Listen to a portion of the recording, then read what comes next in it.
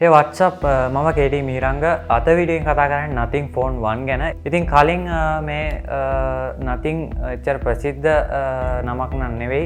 කොහොමවත් එයාලගේ අලුත්ම device එක nothing phone 1 එක රිලීස් කරනවා කිව්වත් එක්කම ගොඩක් famous වෙන්න පටන් ගත්තා. මොකද මේ smartphone එක ටිකක් වෙනස් විදිහේ design එකක් තමයි තියෙන්නේ. අනික් famous phone එක බලද්දි.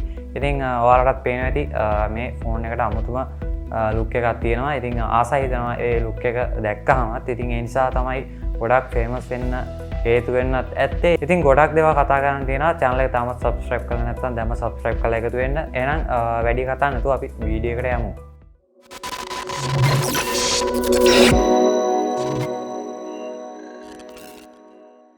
හොඳයි ඉතින් මම ඉස්සෙල්ලාම මේ nothing සමාගම ගැන පොඩි හැඳින්වීමක් දෙන්න හිතුවා.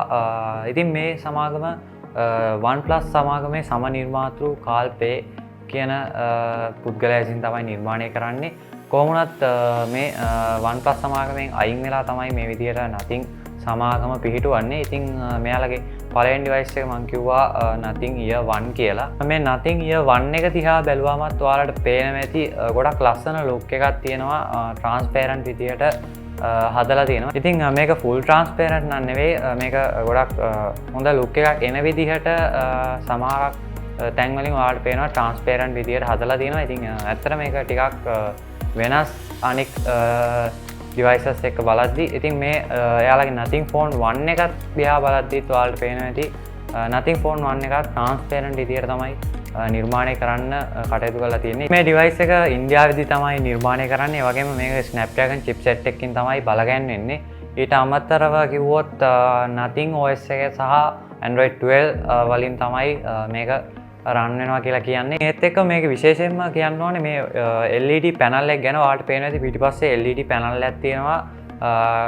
LED 900කට වැඩි ප්‍රමාණයක් මේ LED panel එක නිර්මාණය කරන්න යොදාගෙන තියෙනවා කියලා තමයි කියන්නේ. ඉතින් මේක notification LED panel එකක් විදිහටත් හඳුන්වන්න පුළුවන්. ඔයාලට call එකක් ආවොත් ඒ වගේම message එකක් ආවොත් මේ LED panel එකෙන් ඔයාලට ඒක දන්වනවා.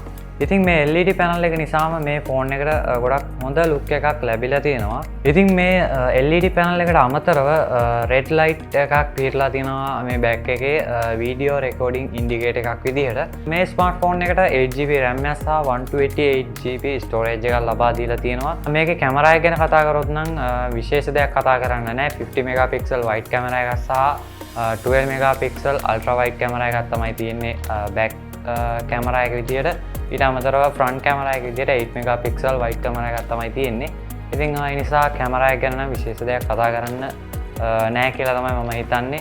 ඉතින් ඊට අමතරව මේකේ 4K video recording පහසුකම අපිට ලබා ගන්න පුළුවන්. ඉතින් කොහොම වුණත් අපිට හිතන්න පුළුවන් මේ කැමරා එකෙන් හොඳ quality එකක image සහ video recording ලබා ගන්න හැකියාව ලැබෙයි කියලා.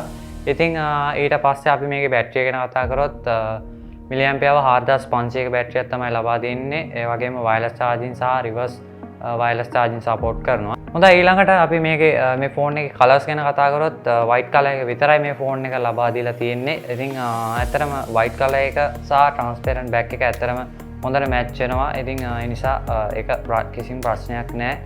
හොඳයි අන්තිමේටම කියන්න තියෙන්නේ මේ ස්මාර්ට්ෆෝන් එක තාම නිල වශයෙන් නිකුත් කරලා නැහැ. ඉතින් කොහොම වුණත් අපිට ජූලි 12 වෙනිදා මෙයාලා මේ ස්මාර්ට්ෆෝන් එක රිලීස් කරනවා, ඔෆිෂියල් රිලීස් කරනවා කියලා තමයි කියන්නේ. ඉතින් මේකේ ප්‍රයිස් එක ගැන නම් හරියටම කියන්න බෑ. කොහොම වුණත් යුරෝ 500ක් වගේ වෙනවා කියලා කියන්නේ. ඒ කියන්නේ USD වලින් ගත්තොත් 525ක් වගේ තමයි වෙන්නේ. ශ්‍රී ලංකන් රුපියල් වලට කන්වර්ට් කරලා ඔයාලම බලා ගන්න ප්‍රයිස් එක කීයද කියලා. හොඳයි ඉතින් මේ වීඩියෝ එක හොඳයි නම් අනිවාර්යෙන් ලයික් කරන්න අමතක කරන්න එපා. ඒ වගේම ඔයාලගේ යාළුවන්ටත් බලන්න මේ වීඩියෝ එක ෂෙයා කරන්න. එහෙනම් channel එකත් එක්ක තාම එකතු වෙලා නැත්නම් subscribe කරලා එකතු වෙන්න. එහෙනම් ඊළඟ වීඩියෝ එකෙන් හම්බෙමු. අදට ගිහලා එන්නම්.